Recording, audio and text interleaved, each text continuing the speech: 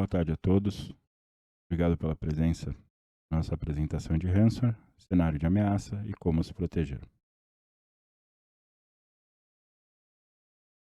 Eu sou Wellington Vita, engenheiro de sistema da Palo Alto, formado em tecnologia da informação, com 20 anos de experiência no mercado de TI e cyber, muito focado em SOC, resposta a incidente, segurança de aplicações, com passagem em empresas de tecnologia, empresas do setor financeiro e de telecomunicações. Sobre a Palo Alto, a empresa a qual eu trabalho, nós estamos presentes em cerca de 95 das 100 maiores empresas. Somos a empresa número 1 em segurança, com crescimento de 18% em faturamento ano após ano, e atualmente possuímos cerca de 85 mil clientes no mercado. Os ataques cibernéticos estão ultrapassando as capacidades de segurança da maioria das empresas. Do ponto de vista da Palo Alto Networks, os motivadores de negócios de nossos clientes estão sendo ditados pelas atividades implacáveis dos agentes de ameaça em todo o mundo. Se você levar apenas 2 minutos para percorrer o seu feed de notícias, provavelmente verá outra violação de segurança nas manchetes. Um grande fornecedor de gás sofre ataque de ransomware, um ataque de supply chain compromete milhares de organizações, milhões de registros pessoais publicados em um fórum da Dark Web.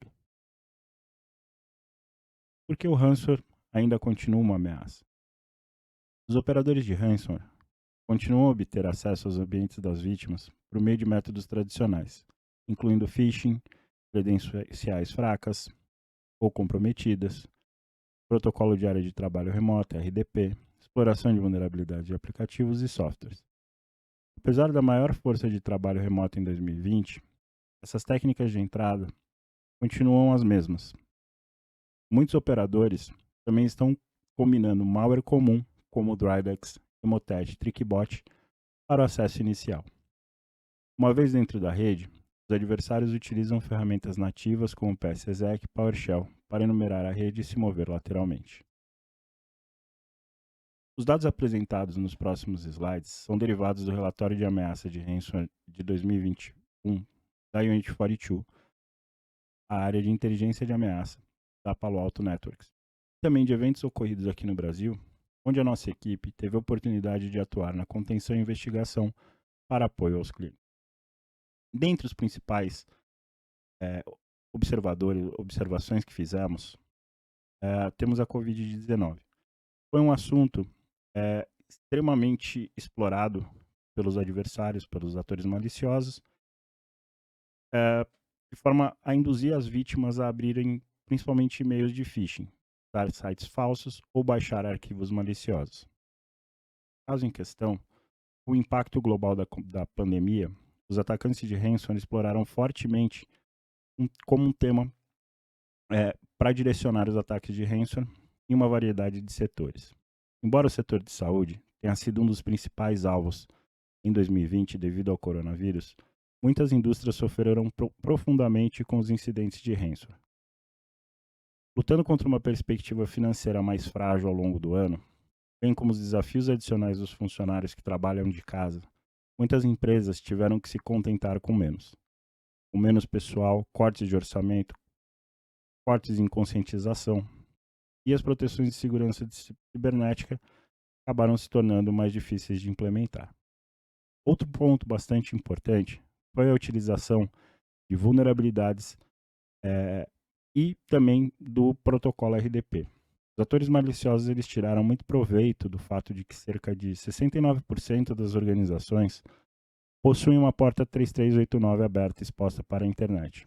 E com isso realizar os ataques de força bruta, ou simplesmente o fato de possuir uma credencial vazada para obter o primeiro acesso ao ambiente-alvo, tornaram o RDP, o que a gente chama de Ransomware Delivery Protocol, no ano de 2020 e começo de 2021.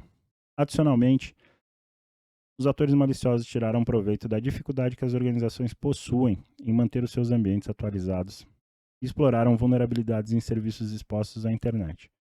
especialmente serviços que provêm acesso remoto, como, por exemplo, VPN, virtualizadores de aplicação e de desktop, mas também, principalmente, vulnerabilidades de application server e web server. Observamos também uma mudança na abordagem dos atacantes, a forma como eles se comportaram durante os ataques. A gente observou uma mudança de um modelo tradicional, que a gente chama de spray and pray, onde você basicamente, como atacante, confia em uma campanha de phishing que você distribui, dissemina de forma aleatória e reza para que alguém caia no golpe. E a gente percebeu que os atacantes eles saíram um pouco desse modelo e partiram para um modelo mais focado, um modelo onde eles escolhiam os alvos, tá?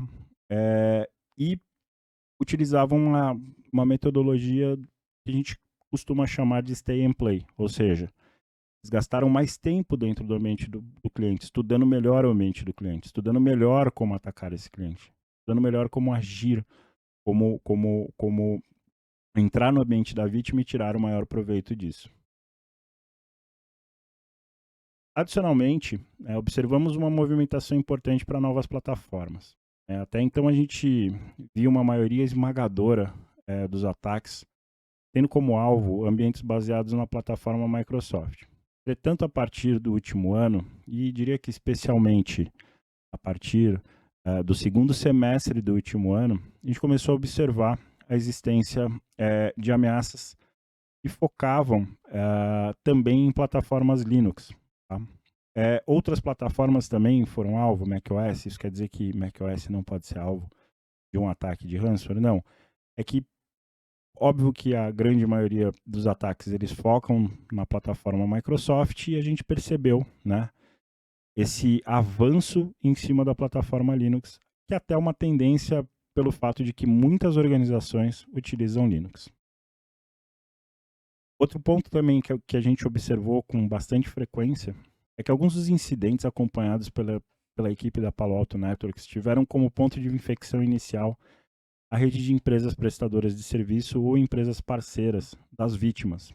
Ou seja, se o meu alvo é muito complexo ser atacado a partir da internet, por que não atacar um parceiro de serviço, não atacar alguém que possa ter algum tipo de relacionamento para que eu consiga êxito no momento em que eu estou atacando o meu alvo final. E adicionalmente também a gente teve, como por exemplo, o evento da Kaseya VSA, onde um hotfix foi utilizado em um ataque de supply chain para a distribuição de uma campanha de Revil Sodinokibi.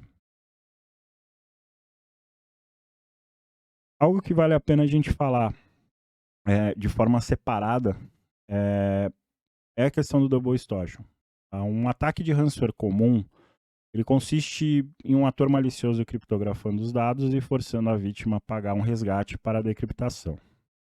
No caso de extorsão dupla, os atores maliciosos, além de criptografar, eles roubam os dados para coagir ainda mais a vítima a pagar um resgate.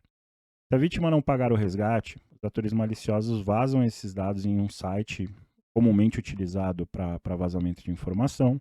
Vimos alguns casos de vazamento de informação em mídias sociais e mais também comumente em páginas da Dark Web.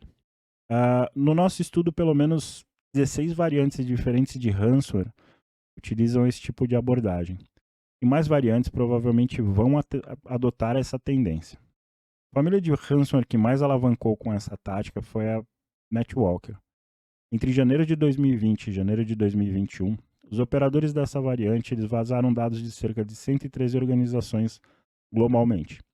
Superando de longe outras famílias de ransomware, como por exemplo o Ragnar Locker, que ocupou o segundo lugar com vazamento de dados de 26 vítimas ao redor do mundo.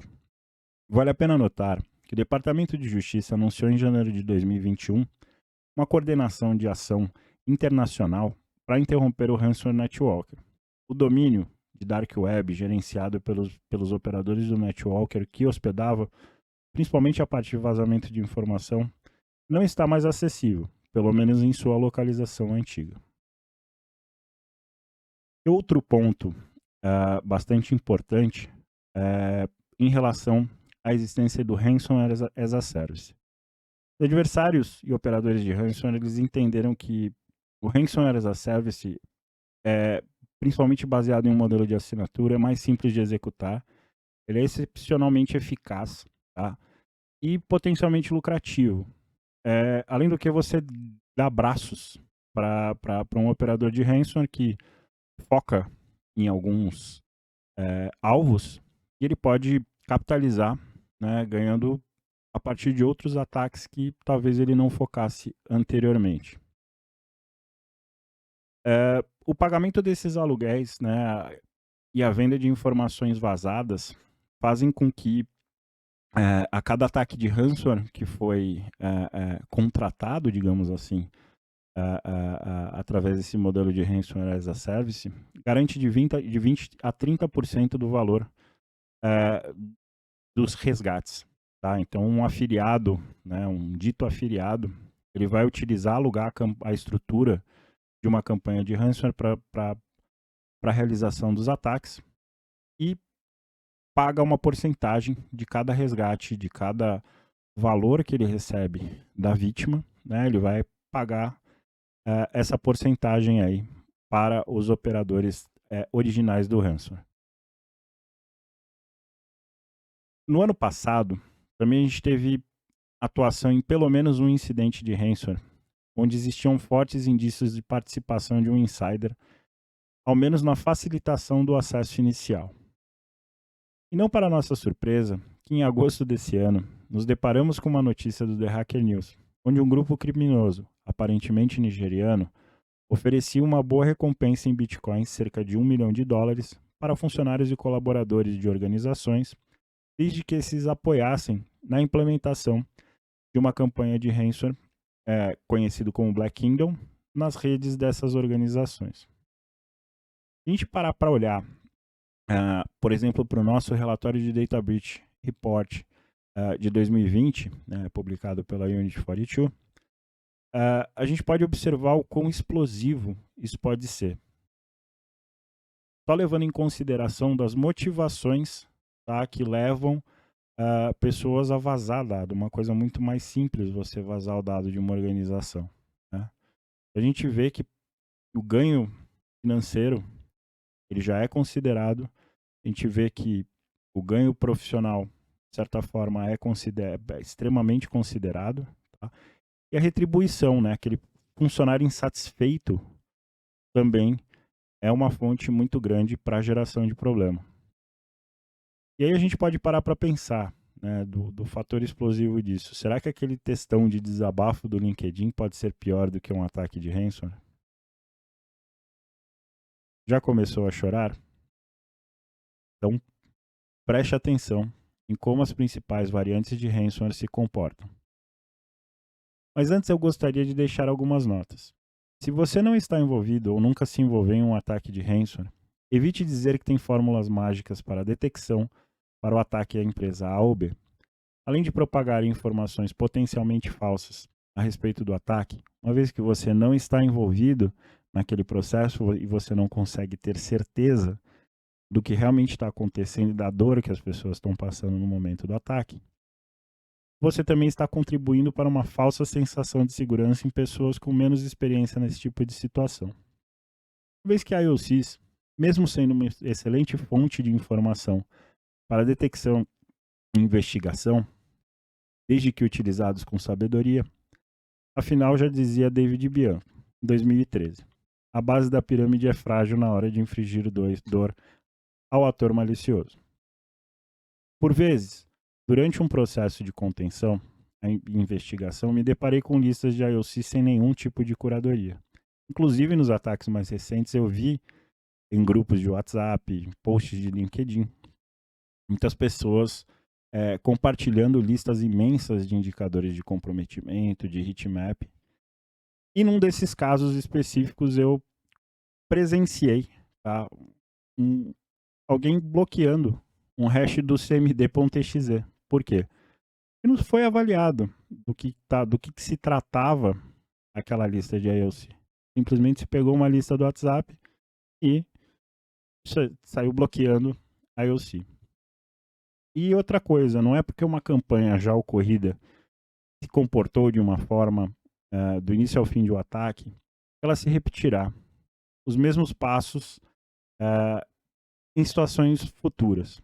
Até porque a gente já viu que um ataque pode não ter sido feito 100% por um operador de ransomware, e sim por alguém que alugou parte da estrutura desse ataque ou parte do código desse ataque.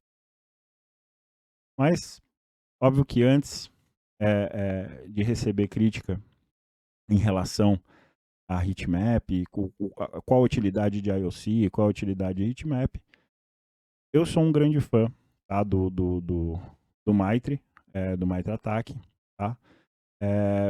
E acredito fortemente que essas são as melhores formas da gente conseguir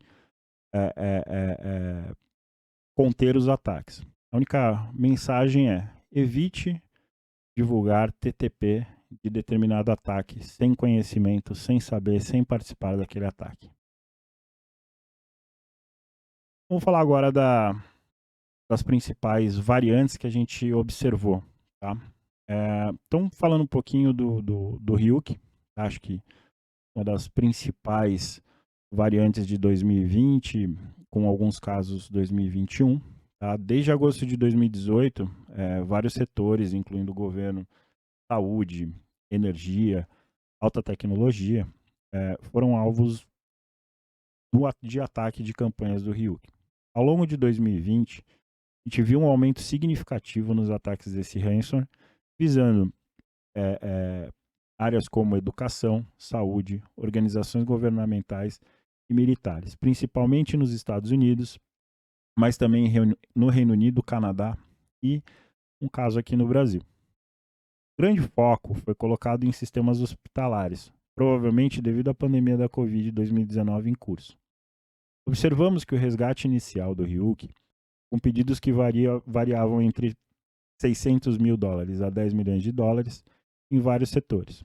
Na maioria das vezes, esses pagamentos eram comunicados utilizando uma conta de ProtonMail, solicitados na forma de Bitcoin.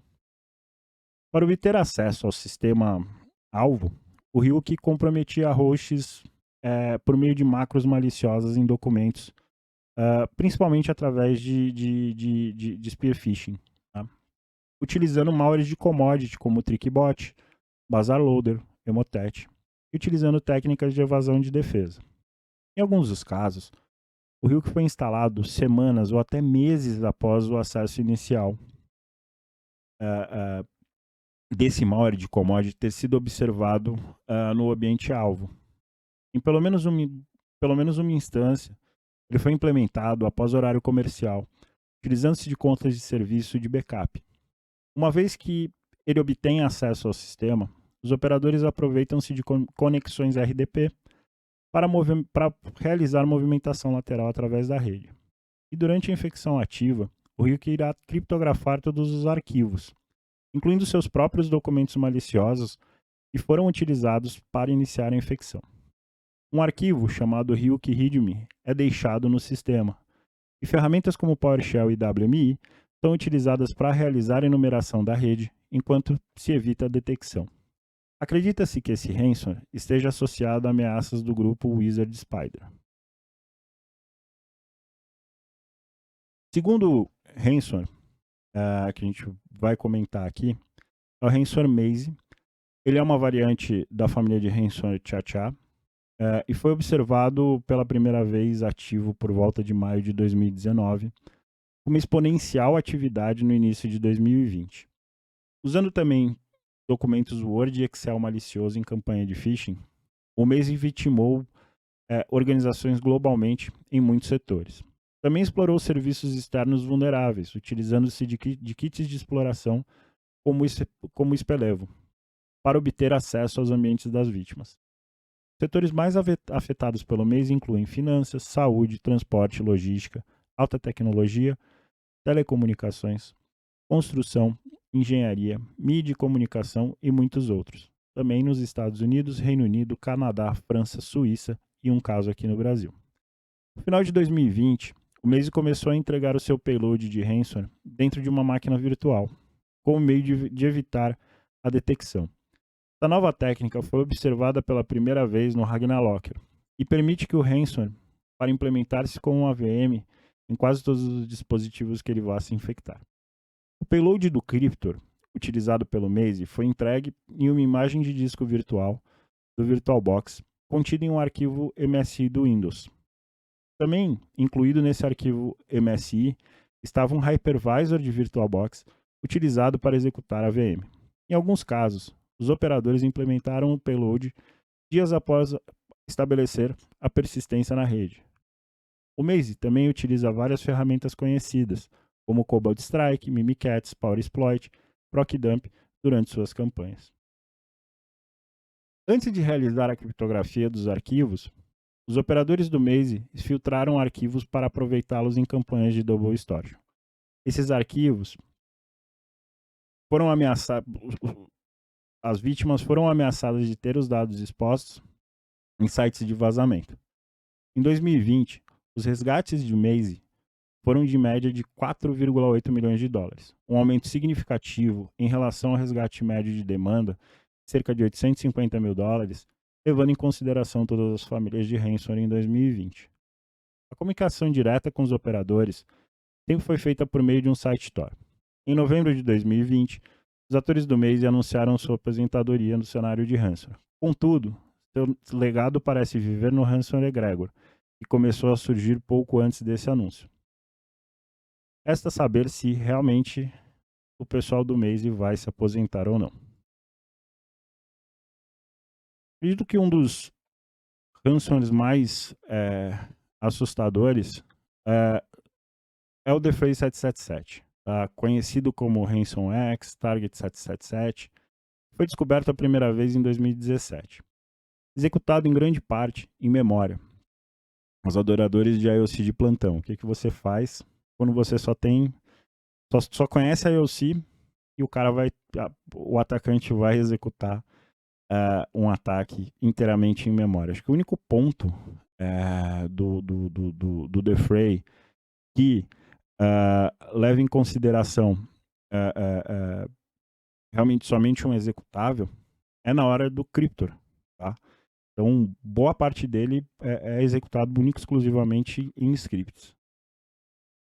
E é o primeiro ransomware a ter arquivos executáveis independentes, quando a gente fala principalmente do Cryptor, para Windows e Linux, onde a versão do Windows irá criptografar todos os arquivos, tá? E a variante do Linux irá criptografar apenas diretórios especificados por meio de um argumento de linha de comando. No final de 2020 e começo de 2021, os operadores do Defray 777 começaram a exibir sua capacidade de filtração de dados. Os dados associados às vítimas desse ransomware começaram a aparecer em sites da Dark Web. O Defray 777 está aparentemente ligado ao grupo de ameaça Pixie e tem como alvo saúde, educação, manufatura, governo, construção, engenharia e setores de alta tecnologia. Vimos ataques do Defray 777 em países como Estados Unidos, Canadá, Austrália, Japão, França e principalmente no Brasil. Entre fevereiro de 2020 a outubro de 2020, observamos que o Defray também se utilizou de malwares de commodity como o TrickBot e o ICE ID para fazer a infecção inicial. Com muitas outras famílias de ransomware, o Defray 777 é mais comumente entregue por e-mail de phishing, contendo documentos maliciosos da Microsoft e abusando de vulnerabilidades de software.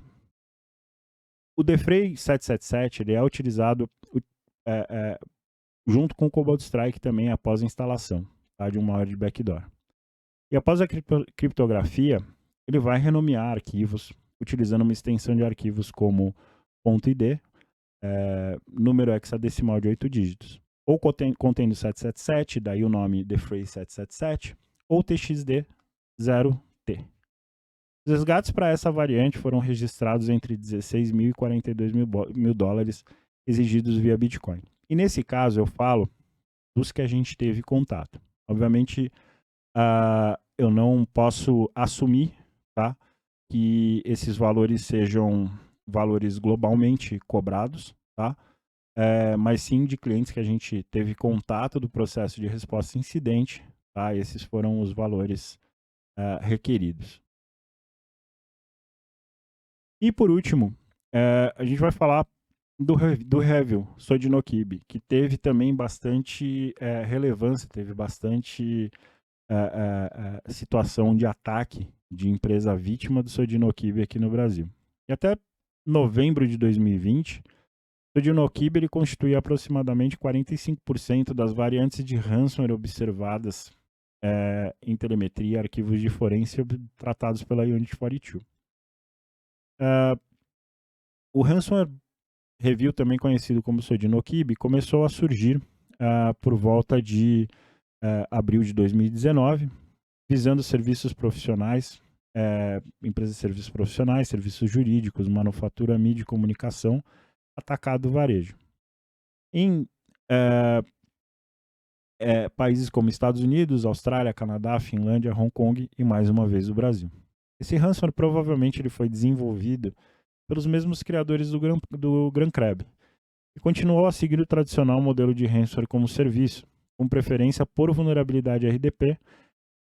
Nos casos que a gente teve contato aqui no Brasil, sim, foi por RDP, tá? Não foi por phishing, mas eles também utilizam phishing como acesso inicial ao sistema. Uma vez que o sistema é comprometido, o malware vai tentar iniciar algumas solicitações de DNS para vários domínios seguidos por uma comunicação, uma tentativa de comunicação utilizando o TLS 1.0 após a resolução desse DNS.